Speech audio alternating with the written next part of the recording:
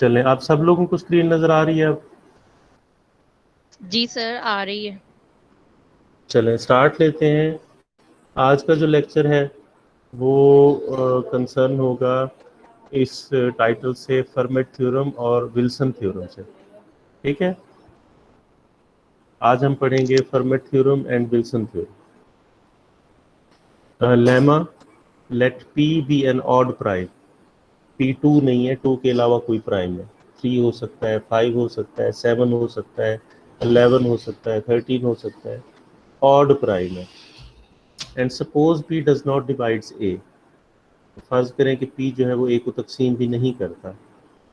If there exist a number b such that b square is congruent to a mod P.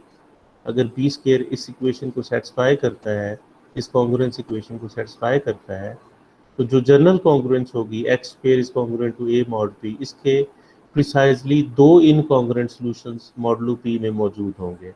दो incongruent solutions, एक तो हमने B ढूंढा है, कोई और सॉल्यूशन भी लाजमी मौजूद होगा जो अदर देन बी होगा, इनकॉन्ग्रुएंट टू बी। बी जरूरी नहीं है कि वो हो, वो बी से इनकॉन्ग्रुएंट होगा, बी और ये वो कॉन्ग्रुएंट नहीं होंगे। ठीक है, ये वो कहता है लेमा है, इसको हम प्रूव करें। क्यों हम ये प्रूव करने जा रहे हैं? जब हम फर्मेट और विल्सन थ्योरम जो है प्रूव करेंगे तो उसको प्रूव करने में हमें ये हेल्प आउट करेगा, ये वाला लेमा जो है। ठीक है, there are at least two incongruent solutions since minus b power 2 is congruent to a mod p and b and minus b are not congruent in mod p। ये congruent नहीं है because p does not equals to 2, p 2 नहीं है। ठीक है, to show that there are only two incongruent solutions, suppose इस के पास एक x square congruent to a mod p, इस congruence equation के पास जो है ना, हम suppose कर रहे हैं कि there are only two incongruent solutions, then x square is congruent to b square mod p, so p divides x square minus b square। तो जाहिर है अगर x square congruent to b square mod p है तो फिर p divide करेगा इनके difference को, x square minus b square को। अब डिफरेंस को हम फैक्टराइज करें तो x माइनस बी और x प्लस बी बनता है, तो लिहाजा p डिवाइड करेगा x माइनस बी को और p डिवाइड करेगा x प्लस बी को, बिकॉज x माइनस बी और x plus b are relatively prime. No sorry, ये p इनका कॉमन डिवाइजर जो है वो नहीं है, तो p इंडिविजुअली इन दोनों को डिवाइड करें।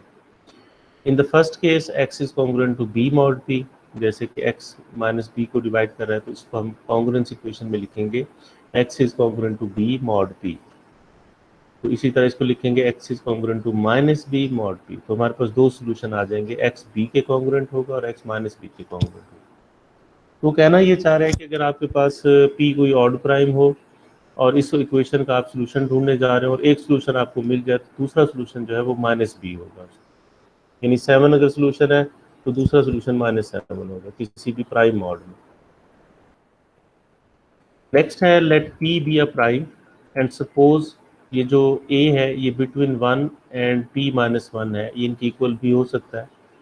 If the congruence x square is congruent to a mod p does not have a solution, then p minus 1 factorial is congruent to a power p minus 1 divided by 2 mod p।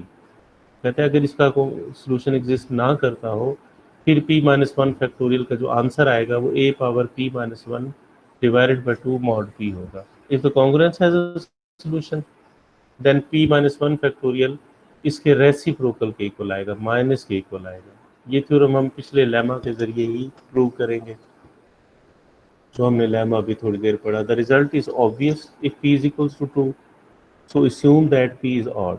अगर हम p को 2 put करें तो ये result obvious है क्योंकि a की वाहिद value जो बचती है वो 1 है और उसके लिए ये p माइनस 1 जो है ये भी 1 होगा।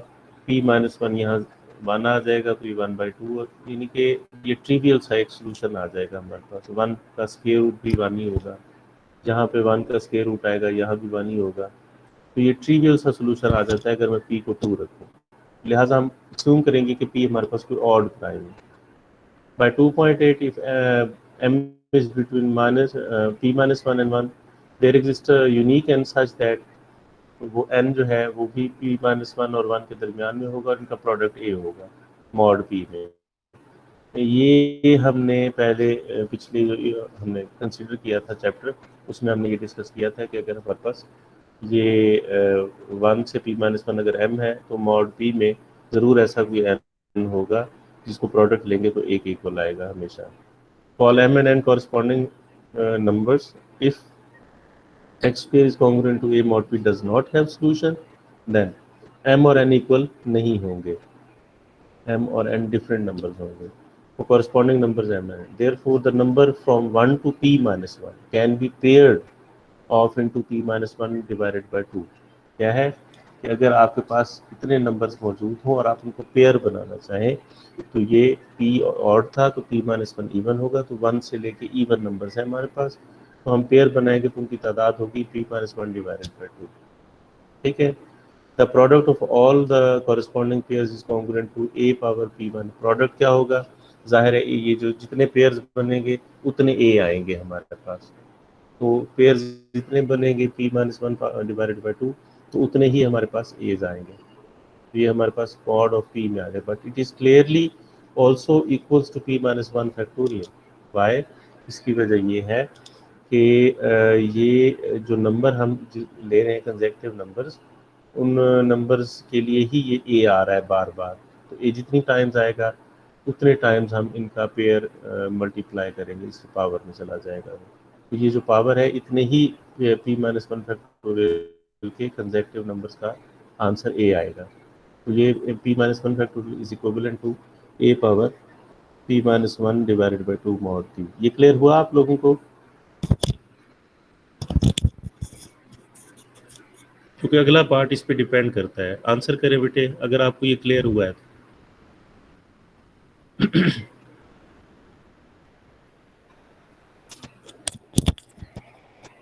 आंसर करें अगर आपको क्लियर हुआ है तो.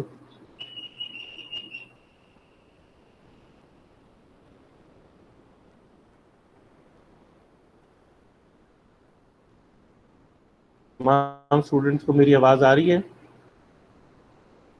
जी सर आ रही है. तो बेटे आपको क्लियर हुआ? जी सर. किसी का कोई क्वेश्चन है तो इस पार्ट में कर लें, क्योंकि अगला पार्ट सेम यही पार्ट है, कोई फर्क नहीं है, सिर्फ उसमें थोड़ा सा एक डिफरेंस है इसकी पावर कैलकुलेट करने का. आपको ये पता लगा ये p-1 डिवाइडेड बाय 2 कैसे आया? ये क्लियर है?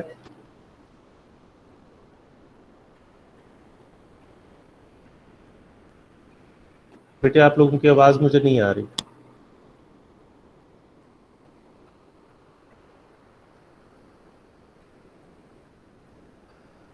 मेरी आवाज आ रही है सबको?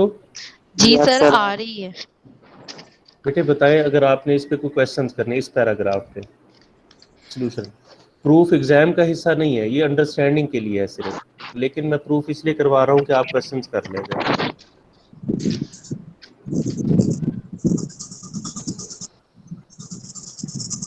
जी बच्चे. जी सर नेक्स्ट चलते हैं, आगे ये सब कुछ. ठीक है. If x square is congruent to a mod p is solvable. अगर इसका सोल्यूशन है, अब सोल्यूशन ना हो तो उतनी दफा a आ जाएगा, वो तो क्लियर है. अब अगर सोल्यूशन है, it has a solution b such that b जो है वो बिटवीन 1 एंड p-1 होगा. कोई ना कोई ऐसा b जरूर होगा जो p-1 से छोटा और 1 से बड़ा होगा या 1 के बराबर. ऐसा b जरूर एग्जिस्ट करेगा. The only other solution in this range is p-b.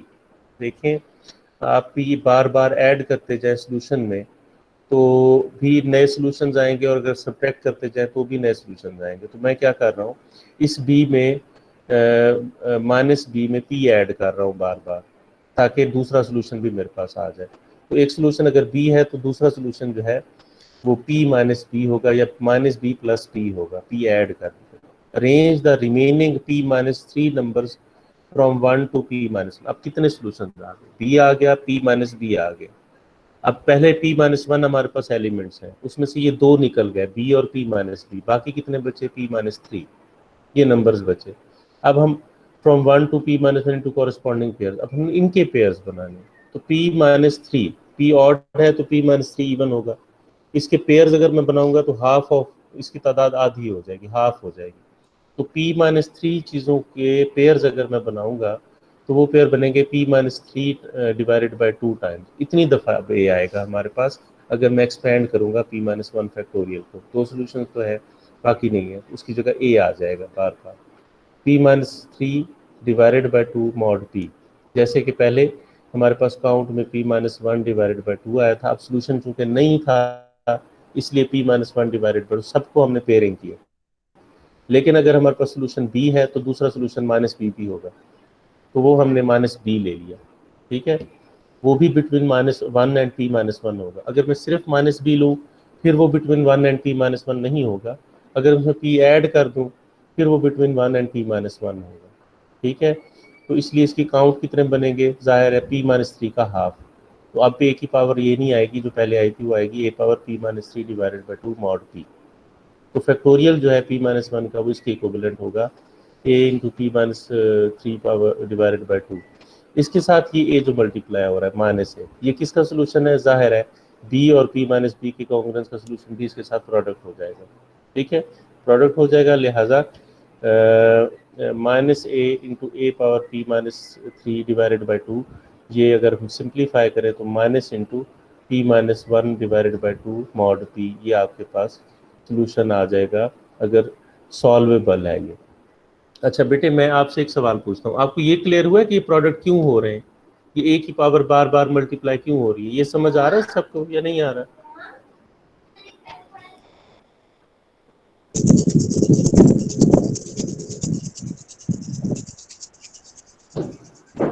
मेरी आवाज आ रही है बेटे? आंसर करें फौरन ना, ताकि क्लास कंटिन्यू रहे, आंसर करें फौरन। p माइनस 1 p माइनस 3 ये कैसे हो रहा है? जी, ये p माइनस 1 डिवाइडेड बाई 2 समझ आया या नहीं, पहले ये बताएं बेटे मुझे। ये समझ आया आपको जिसके ऊपर मैं कर्सर सर्कुलेट कर रहा हूँ, ये समझ आया यस यस सर, कि ये p समझ माइनस आया। 1 डिवाइडेड बाई 2 कैसे आ गया, ये समझ आ गया? Yes sir. ओके, आप ये देखें कि इस ये इक्वेशन का चूंकि सोल्यूशन नहीं है, ठीक है, इस इक्वेशन का चूंकि सोल्यूशन नहीं है, लिहाजा हमारे पास जो वैल्यूज हैं 1 से लेके p माइनस 1 तक, इनकी अगर मैं पेयरिंग करूं, पेयर बनाऊं, तो वो पेयर कितने बनेंगे, p माइनस 1 डिवाइडेड बाई 2, ये समझ आ गया? Yes sir. अब इन सारे पेयर्स का मैं प्रोडक्ट ले रहा हूँ, तो product of all the corresponding pairs is congruent to, ठीक है ना, सारे का पेयर प्रोडक्ट ले रहा हूँ। किस तरह, आप बताएं, अगर x congruent to y mod p हो और z congruent to k mod p हो, तो x z congruent to y k mod p होगा या नहीं? यस सर होगा। दो कॉन्ग्रुएंस मौजूद हो तो उनके प्रोडक्ट में भी कॉन्ग्रुएंस होगी या नहीं, ये क्वेश्चन। होगी। ये थ्योरम पढ़ा था ना हमने 2.8। जी सर होगी। अच्छा, अगर x y के कॉन्ग्रुएंट है, z k के कॉन्ग्रुएंट है, तो x z y k के कॉन्ग्रुएंट होगा, ये पढ़ा है ना हमने थ्योरम? यस सर, ये पढ़ा है सर। अब समझ लें कि हमारे पास दो नहीं है, p minus 1 divided by 2 congruents हैं, क्योंकि हमने पेयरिंग जो की है वो इसी तरह की है कि एक का स्क्वायर दूसरे के कॉन्ग्रुएंट, एक का स्क्वायर दूसरे के कॉन्ग्रुएंट, एक का स्क्वायर दूसरे, सब का स्क्वायर a के कॉन्ग्रुएंट आ रहा है। यानी अगर मेरे पास 10 नंबर पड़े थे तो मैंने उनके पेयर बना लिए, तो मेरे पास टोटल 5 पेयर बने, ठीक है। हर पेयर कॉन्ग्रुएंट टू ए है, ठीक है ना, हर पेयर का आंसर कॉन्ग्रुएंट टू ए। अब मेरे पास जितने भी पेयर्स हैं उनके लिए मैं देखूंगा कि मैं सारे नंबर्स को अगर मैं कंसेक्टिवली मल्टीप्लाई कर रहा हूँ तो हर एक की जगह मैं ए पुट कर दूंगा, तो कितने ए आएंगे कॉन्ग्रुएंस में, p माइनस 1 डिवाइडेड बाई 2, क्योंकि उतने ही पेयर्स बने हुए हैं ना। समझ आइए आपको? p माइनस 1 यस फैक्टोरियल को सर। एक्सपेंड करें तो आएगा p minus 1, p minus 2, p minus 3, p minus 4, 3, 2, 1, यहाँ तक जाएंगे ना। Yes sir. जी सर। अब अगर मैं इनकी पेयरिंग कर दूं, ठीक है, यानी जिस तरह भी पेयरिंग हो सकती है मैं करूं, तो कितने नंबर बचेंगे, आधे नंबर बचेंगे, हाँ या ना?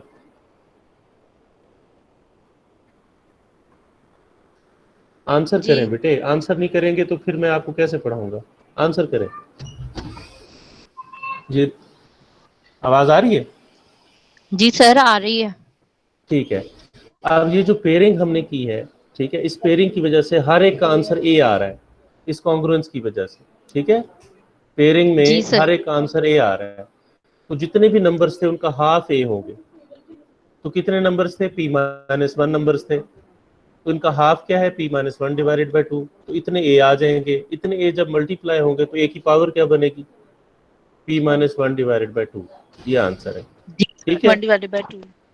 जी सर, इसी तरह आगे। बेटे सेकंड वाला भी बिल्कुल ऐसे ही है, फर्स्ट वाला भी ऐसे। फर्क कितना है कि अगर इसका सोल्यूशन एग्जिस्ट करता है तो हम दो सोल्यूशंस अलग कर लेंगे, b और p-b। वैसे हम इसको -b भी लिखें तो ठीक है, लेकिन -b का आंसर बिटवीन 1 एंड p-1 नहीं आता, इसलिए उसने p-b लिखा है। तो ये दो सोल्यूशंस उसने निकाल लिए, ये अलग कर लिए, ये एक पेयर अलग हो गया। बाकी कितने बचे? p-1 पहले थे, 2 कम हो गए तो p-3 हो गए। p-3 का हाफ जो है वो सॉल्यूशंस होंगे। अब a power p-3 divided by 2, बाकियों का आंसर आना चाहिए। जबकि ये जो b और p-b का पेयर है, इसका आंसर भी एक a आएगा जो कि माइनस का होगा, तो फिर -a multiply by a power p-3 divided by 2 आ जाएगा। तो सिमिलरली इसको हम सिंप्लीफाई करेंगे तो -a into p-1 divided by 2 mod p आ जाएगा। ठीक है जी। वैसे प्रूफ आपने पढ़ना ज़रूर है बेटे, लेकिन ये एग्ज़ाम का पार्ट नहीं है। एग्ज़ाम का पार्ट इससे प्रॉब्लम सॉल्विंग, वो मेन जो फर्मेट थ्योरम और विल्सन थ्योरम है इसका प्रूफ आपको आना चाहिए, इसका प्रूफ आपको करने की ज़रूरत नहीं है। चलें, ये है मेन थ्योरम जिसके लिए आज का लेक्चर था, Wilson theorem. If p is a prime तो p-1 फैक्टोरियल जो है वो -1 के इक्वल होगा मॉड p में। विल्सन कहता है कि if p is a prime then p-1 factorial is congruent to -1 mod p। Example इसकी क्या है? एग्जाम्पल ये है कि अगर मैं p7 लूँ तो वो कहता है 6 फैक्टोरियल -1 के कॉन्ग्रुएंट होगा मॉड 7 में, या इसको कह लें कि -1 की जगह 6 भी लिख सकते हैं मॉड 7 में। आपको मेरी बात समझ आ रही है? जी Yes, सर, sir. आ रही। Yes, sir. ठीक है, ये है विल्सन sir, थ्योरम की इंतहाई सिंप्लीफाइड स्टेटमेंट। प्रूफ इसका क्या है? Choose a is equals to 1, वो जो हमने पिछला प्रूफ किया है, इसमें a को 1 चूज करें तो क्या आएगी equation? x square is congruent to 1 mod p has a solution. आप बात समझ रहे हैं? Yes, sir. जी sir. Okay, x square is congruent to 1 mod p has a solution. ये उस पिछले क्वेश्चन में अगर हम p की जगह सॉरी a की जगह 1 पुट कर दें तो हमारे पास इक्वेशन बन जाएगी x is congruent to 1 mod p। ये उसने 1 मॉड p लिखा, x square is congruent to 1 mod p as a solution. So p-1 factorial is congruent to -1 mod p। कोई बता सकता है ऐसा क्यों है?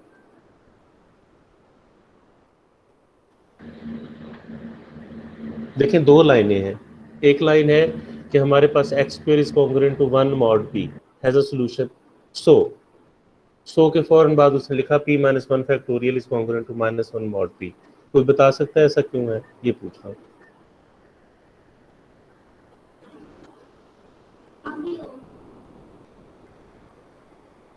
नहीं No, sir. नहीं, चले ये देखें, ये देखें इस थ्योरम में ये जो P प्राइम है इसीलिए। जी बेटे बिल्कुल p प्राइम है, आपने सही आंसर किया। इस थ्योरम में ये सेकंड स्टेटमेंट क्या है कि अगर सॉल्यूशन एग्जिस्ट करता हो तो फिर क्या करेंगे? p-1 फैक्टोरियल किसके कॉन्ग्रुएंट होगा बताएं? So -a. -a power p-1 divided by 2। Agreed? p में। जी सर। Yes, sir. इसमें बेटे a को 1 पुट करें, a 1 है ना हमारा थ्योरम में, विल्सन थ्योरम में। जी सर। Yes, sir. इसमें a को 1 पुट करें, तो सर -1 हो जाएगा। बस यही आंसर है इसका, जी सर। यही आंसर आगे। है इसका। तो विल्सन थ्योरम का प्रूफ इतना है जितना आपने देखा। क्लियर? जी सर। Okay, sir. तो आपने एक्सप्लेन कर देना है इसको, जब आपने सॉल्यूशन लिखना है तो आपने इसको एक्सप्लेन कर देना है कि ये क्यों ऐसा है। ठीक है? Okay, sir. Okay sir. Okay, ठीक है सर। नेक्स्ट है Fermat theorem. Let p be a prime, यानी ये स्टेटमेंट आप ज़हन में रखें, जब भी हम किसी प्राइम के कॉरेस्पॉन्डिंग मॉड ले रहे होंगे और बीच में कहीं p-1 फैक्टोरियल आ जाएगा तो हम उसको -1 लिख देंगे हमेशा। ठीक है? ये ओके हमारा सर। थ्योरम, विल्सन थ्योरम हमें ये गाइड कर रहा है, ये और सिंप्लीफाई कर रहा है हमारी कैलकुलेशंस को। नजर आ रहा है ना?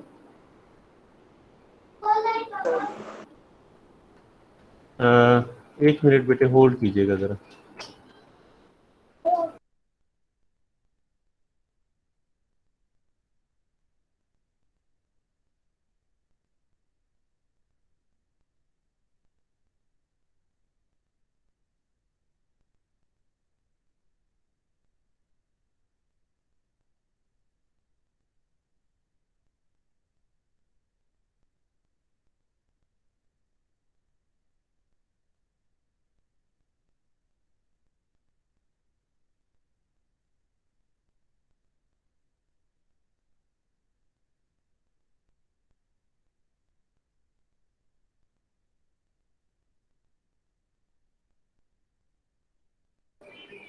जी बेटे आवाज आ रही है?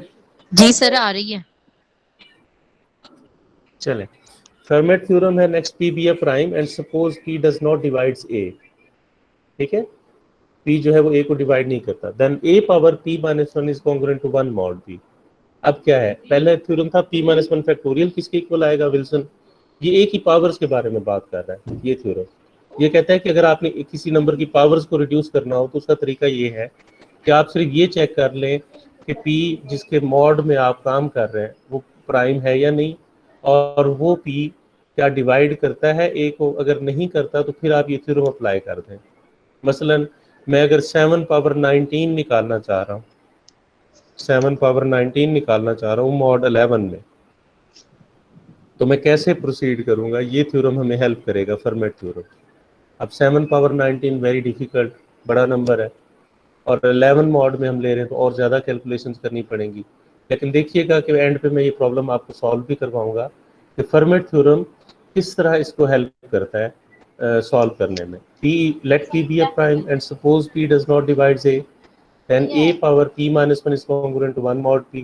Equivalently, if a is any integer, then a power p is congruent to a mod p. तो आप ये कह लें कि a power p minus one 1 है, या ये कह लें कि a पावर p a के कॉन्ग्रुएंट है, ये एक ही बात है, कोई फर्क नहीं है इन दोनों में। प्रूफ क्या है इसका, by Euler's criterion a power p minus 1 divided by 2 is congruent to plus minus 1 mod p। ये क्लियर है सबको या नहीं? आयलर थ्योरम पढ़ा था? सर मैंने पढ़ाया था। ठीक है, तो a power p minus one divided by 2 is congruent to plus minus 1 mod p। ये क्लियर हो गया। Square both sides of the congruence, दोनों साइड्स को अगर हम स्क्वायर करें तो हमारे पास यहाँ a power p minus one बचेगा और इधर सिर्फ 1 बचेगा। तो हमारे पास ये सोल्यूशन आ जाएगा, a power p minus one is congruent to 1 mod p। ये सॉल्व हो जाए सिर्फ स्क्वायर लेने से। To get the alternative form of Fermat theorem, multiply by a, इसको फिर आप a से मल्टीप्लाई कर दें, इस तरफ भी और इस तरफ भी, तो यहाँ पे a पावर p आ जाएगा और यहाँ 1 की जगह a आ जाएगा। तो ये अल्टरनेटिव फॉर्म जो है ये भी हम इसी से सिर्फ ले सकते हैं a से मल्टीप्लाई करने से। And observe that the modification modified form is also true when a is congruent to 0 mod p। अगर a 0 के कॉन्ग्रुएंट भी हो तब भी ये थ्योरम वैलिड है, ये ठीक है, इसमें कोई यानी एम्बिग्युइटी नहीं है। Any question? ये दो थ्योरम आपको समझ आ गए? जी सर आ गए। ये बेटे मैं बार बार वापस आऊंगा इन थ्योरम्स पे जब हम प्रॉब्लम्स की तरफ आएंगे, सॉल्विंग की तरफ। ठीक है, अब Euler theorem and Euler 5 function, ये क्या है, ये काउंट करता है प्राइम्स को, काउंटिंग से ताल्लुक है आयलर थ्योरम और आयलर 5 फंक्शन का। लेट m greater than 1, let phi of m be the number of positive integers less than m, ये phi से डिनोट करने, that are relatively prime to m। ये वो तमाम नंबर्स हैं जो relatively primes हैं m के साथ, उनकी काउंट है, उनकी तादाद है। phi क्या करता है, तादाद बताता है कि m से पीछे कितने relatively prime नंबर हैं। मसलन phi of 3 जो है इसका आंसर आएगा 1, 2 आएगा इसका आंसर। ठीक है, अच्छा 5 और 4 जो है इसका आंसर क्या आएगा, 4 से रिलेटिवली प्राइम कितने नंबर है, 2 है। 2। 5 और 6, 6 से पीछे कितने रिलेटिवली प्राइम है, 6 से? 3। क्या 4 और 6 रिलेटिवली प्राइम है?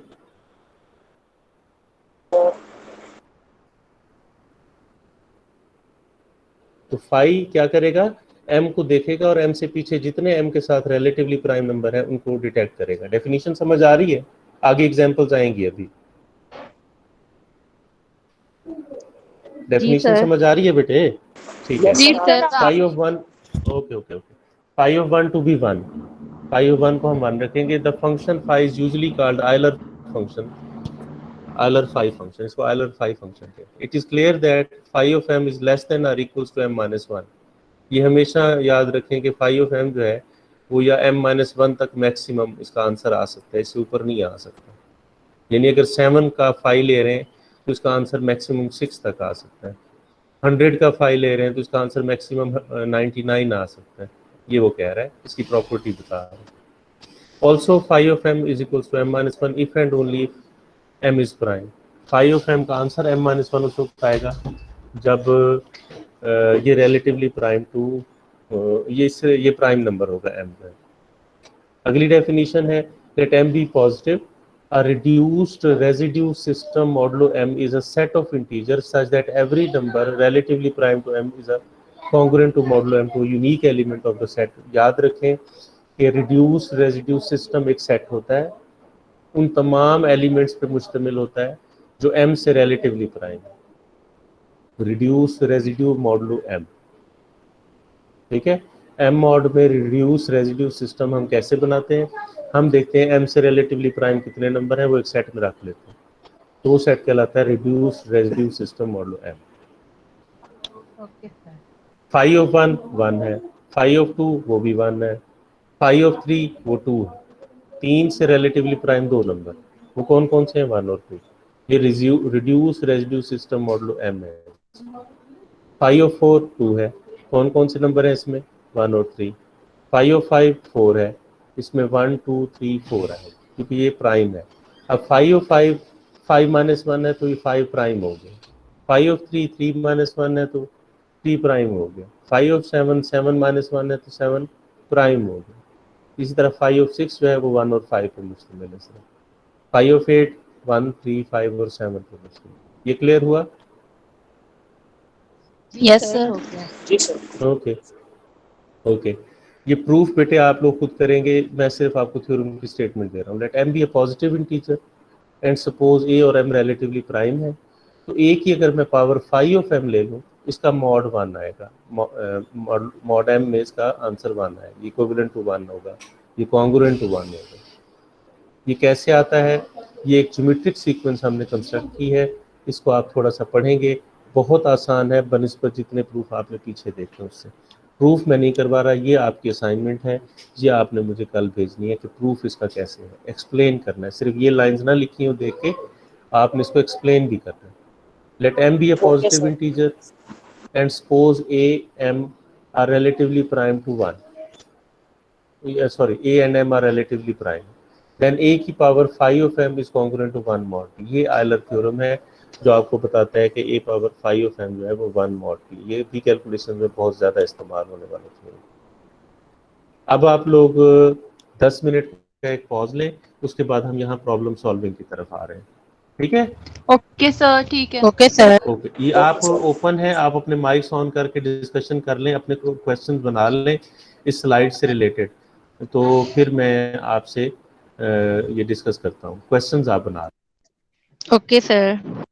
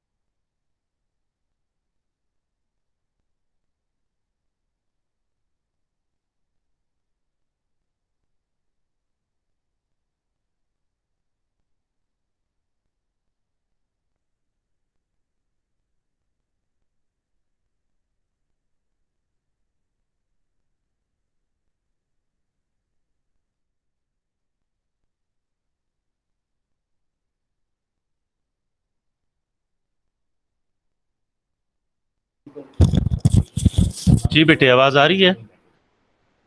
जी सर आ रही है। चलें, अब आप लोगों ने थ्योरम सारे देख लिए, टेक्स्ट सारा देख लिया। अब हम डिस्कस करते हैं फाइंड एन इंटीजर n जो 0 से 16 के दरमियान में हो और 3 पावर 100 का आंसर भी हो, रिमाइंडर भी हो, जब हम 17 से उसे डिवाइड करें। अब 17 is a prime number, agreed? जी सर। ओके, 17 प्राइम है तो 3 पावर 16 जो है, क्योंकि 17 3 को डिवाइड भी नहीं करता, फॉर्मेट थ्योरम याद है ना? जी सर। ओके, 17 3 को डिवाइड भी नहीं करता, लिहाजा 3 पावर 16 जो होगा वो 1 होगा, कॉन्ग्रुएंट टू मॉड 17। जहां भी 3 पावर 16 आएगा वहां मैं 1 लिख दूंगा। अच्छा, 3 power 96 is equal to 3 power 16 whole power 6। अब 3 पावर 16 चूंकि 1 है तो इसकी पावर 6 भी 1 होगी, तो 3 पावर 96 तो 1 है मॉड 17 में, by Fermat theorem. Therefore 3 power 100, 3 power 4 और 3 पावर 96 और ये 3 पावर 4 के, 3 पावर 4 किसके कॉन्ग्रुएंट होता है? 81 के, agreed? Okay sir. Okay, 17 mod में 81 क्या होगा? 13 के इक्वल होगा। 3 power 4 is congruent to 13 mod 17, so n is equals to 13। n जो है वो 13 आपके पास आंसर आएगा, ठीक है? ये बिटवीन 0 एंड 16 भी है और सारी कंडीशंस क्वेश्चन की सेटिस्फाई कर रहे हैं, n 13 है। Similarly, find the remainders when the following numbers are divided by 37. Again 37 prime है तो 2 पावर 52 को चेक करना है। अब यहाँ थोड़ा सा मसला है, 36 प्राइम नहीं है, 37 प्राइम है। ये नजर आ रहा है ना आपको? जी सर। Yes sir. अच्छा, आप क्या करें, 2 पावर 36 जो है वो 1 के कॉन्ग्रुएंट कर देंगे। 2 पावर 36 जो है वो 1 के कॉन्ग्रुएंट कर देंगे, ऐसा है ना? Yes sir. ओके, अच्छा फिर क्या आएगा? 36 अगर मैं 52 में से माइनस करूं तो 16 आएगा, एग्रीड? Yes sir. तो वो यहां से स्टार्ट ले रहा है, 52 इज कॉन्ग्रुएंट टू 16 मॉड 36 कि 36 को देखा जाए तो उसके हिसाब से 52 जो है वो 16 होता है, तो basically 2 power 52 is congruent to 2 power 16 mod 36 होगा। ये फॉर्मेट थ्योरम के जरिए आ गया हमारे पास। We can calculate 2 power 16 modulo 37 efficiently by repeated squaring. 2 power 2 4 है, 2 power 4 16 है, 2 power 8 34 है, 34 माइनस 3 के कॉन्ग्रुएंट होता है। अब 2 पावर 8 जो है उसकी जगह माइनस 3 लिखा जा सकता है, तो 2 पावर 16 जो है ये 2 पावर 8 का स्क्वायर है, तो यहाँ 3 का स्क्वायर आ जाएगा तो 9, तो 37 मॉड में 2 पावर 16 9 है, तो 2 power 52 is congruent to 9 mod 3 power 16 is the answer, तो रिमाइंडर हमारे पास 9 आएगा। तो हमने बाकी ढूंढ लिया, रिमाइंडर ढूंढ लिया, 9 आएगा। सिमिलरली अगले क्वेश्चन में भी यही कुछ उसने किया है, 2 पावर 70 में से 36 निकाल दिया तो 34 बचा, 34 में से फिर 36 निकालेगा तो -2 बचेगा, तो -2 नहीं होता। 34 को उसने फिर उसी तरह किया कि 2 पावर 16 तो 9 है, तो 2 पावर 16 का स्क्वायर जो है, सॉरी 2 पावर 16 का स्क्वायर जो है वो हमारे पास 2 पावर 32 होता है, which is equals to 9 square, 9 square 81 है, 81 इज कॉन्ग्रुएंट टू 7 मॉड 37, तो इसका रिमाइंडर 7 आएगा। ये उसने किया हुआ है। Any question? No no sir. Sir. Okay okay, next ये एक्सप्रेशन है triple tetra 5 power tetra 2 plus tetra 2 power tetra 5 is divisible by 7, यानी इसका रिमाइंडर क्या आएगा? 0, डिविजिबल बाय 7 है। कब 7 से डिविजिबल होगा? जब ये जमा के निशान से पहले वाला कंपोनेंट भी 7 पे डिवाइड होता हो और दूसरे वाला भी होता हो, या इनका सम एटलीस्ट होता हो। तो 2 2 2 2 ये कॉन्ग्रुएंट टू 2 मॉड 6 है। 6 क्यों लिया? 7 - 1 प्राइम 7 था तो 7 - 1 6 के ऊपर पावर को चेक कर रहे हैं, क्योंकि 7 5 5 5 5 को डिवाइड नहीं करता। ये ए है हमारा, ए पावर 2 2 2 2 है। तो हम इसको इंडिविजुअली चेक कर रहे हैं कि 6 मॉड से अगर हम इसको करें तो ये क्या आता है, 2 आता है। इसका मतलब है यहाँ 5 5 5 5 पावर 2 2 2 2 जो है, दिस विल बिकम्स 5 5 5 5 पावर 2 2 2 2 की बजाय सिर्फ 2 आ जाएगा। ठीक है, इसी तरह 5 5 5 5 5 के कॉन्ग्रुएंट है, तो क्या होगा कि जहाँ 5 5 5 5 आ रहा है मॉड 6 में, 5 5 5 5 and 2 2 2 2 are congruent to 4 and 3 mod 7 में। मॉड 6 में भी निकाल लिया, मॉड 7 में। 6 में क्यों निकाला? पावर्स को चेंज करने के लिए। 7 में क्यों निकाला? बेस को चेंज करने के लिए। अब बेस की जगह जहाँ 5 5 5 5 है वहाँ 4 आ जाएगा और पावर की जगह 2 आ जाएगा, और इसी तरह यहाँ बेस की जगह 3 आ जाएगा और 5 5 5 5 की जगह 5 आ जाएगा। तो ये हमने इसको ट्रांसफॉर्म कर दिया 4 पावर 2 प्लस 3 पावर 5 में, ये रिमाइंडर होगा। इसको सिंप्लीफाई करेंगे हम मॉड 7 में। 4 पावर 2 इज 16 प्लस 3 पावर 5, ये जो भी बनेगा इसको सम अप करना है आपने। सम अप करने के बाद मॉड 7 में इसको कैलकुलेट करना है, आपका रिमाइंडर आ जाएगा। निकाल लेंगे? यस नहीं समझ आया तो पूछो। सर बेस कैसे चेंज किए? देखें, जो प्राइम गिवन होता है उसके हिसाब से बेस चेंज होती है, और प्राइम में से एक माइनस करें तो उसके हिसाब से पावर चेंज होती है। ठीक है, ओके सर। प्राइम गिवन है 7, 7 के हिसाब से बेस 5 5 5 5 4 के कॉन्ग्रुएंट होगी और 2 2 2 2 3 के कॉन्ग्रुएंट होगी। तो इसकी जगह पे 4 और इसकी जगह पे 3 लिखेंगे। अच्छा, अब आ जाए पावर्स की तरफ। तो पावर्स के लिए 7 यूज नहीं करना, इससे कम यूज करना है, p-1 वो है 6। तो 6 के हिसाब से अगर मैं 2 2 2 2 को सिंप्लीफाई करूँ तो ये 2 आता है, और 5 5 5 5 को सिंप्लीफाई करूँ तो वो 5 आता है। तो मैं क्या करूँगा, 4 पावर 2 प्लस 3 पावर 5 लिखूँगा। ये मेरे पास आंसर आएगा सिंप्लीफाई करके इसका बेस और पावर्स का, वो आ जाएगा 4 पावर 2 प्लस 3 पावर 5। 4 पावर 2 16 है, तो 16 जो है मॉड 7 में 2 होता है, तो इसकी जगह 2 आ जाएगा। 3 पावर 2 क्या होता है? 9। 9 क्या होता है 7 मॉड में? 2, और इसलिए 2 फिर 2 और फिर 3। 2 2 ज़ा 4, 4 3 ज़ा 12, तो 7 मॉड में 12 5 होता है। यहाँ 5 आ जाएगा, यहाँ पे 2 आ जाएगा, 5 और 2 7, तो इसका आंसर 7 आएगा।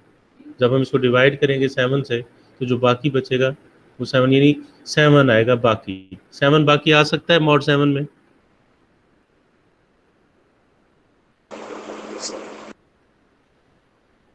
हेलो? जी सर। नहीं बेटे, 0 आएगा ना। 7 आने का मतलब है पूरा पूरा डिवाइड हो गया ना। जी सर, 7 डिवाइड होकर 0 रिमाइंडर। इसका मतलब है कि ये सारी एक्सप्रेशन जो है वो 7 से डिविजिबल है, 7 से डिवाइड होती है। ये क्लियर हो गया? जी sir. Okay okay. Next question 3-6 है। ये आपकी असाइनमेंट है, ये आपने मुझे अलग पेज पे फॉर्मली बना के देनी है। Show that for any non negative integer n 3 power 6n minus 2 power 6n is divisible bye 35। n कुछ भी हो, ये डिविजिबल बाय 35 होगा। ये आपने मुझे अलग पेज पे डिटेल से एक्सप्लेन करके बना के देनी है। सिर्फ ये जो टेक्स्ट लिखा हुआ है ये ना हो, तो थोड़ा एक्सप्लेन करना है आपने कि आपने इसको कैसे, यानी स्टेप वाइज इसको देख के जो कैलकुलेशन मिसिंग हो वो देख के लिखनी है। 3 power 6n minus 2 power 6n is divisible bye 35, यानी ये कॉन्ग्रुएंट टू 0 मॉड 35 होगा, ये कहना चाह रहा है। Excuse me sir. ये क्वेश्चन अगले लेक्चर के लिए पेंडिंग है 310। इसको आप पढ़ लीजिएगा, लेकिन अगला लेक्चर हमारा इसी क्वेश्चन से स्टार्ट होगा, और आगे मैं फॉर्मेट की फाइनल फॉर्म जो है ना वो भी करवाऊंगा, शायद डायमेंशन ज़्यादा है। ठीक है, ओके सर। ओके जी बेटे। सर ये जो लेक्चर रिकॉर्ड हो रहा है सर, ये कब तक आपकी आवाज़ बहुत स्लो है बेटे, थोड़ा लाउड हो जाए, शोर मचाएं, जोर से बोलें। जी सर मैं ये कह रहा था कि ये लेक्चर जो रिकॉर्ड कर रहे हैं सर, ये कब तक अपलोड कर देंगे? ये 1 घंटे में यूट्यूब पे अवेलेबल होगा। जी सर प्लीज सर सर, कोशिश कीजिएगा कि जल्दी कर दीजिए सर। सर हमारा होगा। सॉरी बेटे, सर हमारा सिलेबस कहाँ तक होगा? सिलेबस आपका अभी तकरीबन 4 लेक्चर और रह गए हैं, एंड हो जाएगा। तो सर तो इसमें सर हमारा मीट वाला सिलेबस इंक्लूड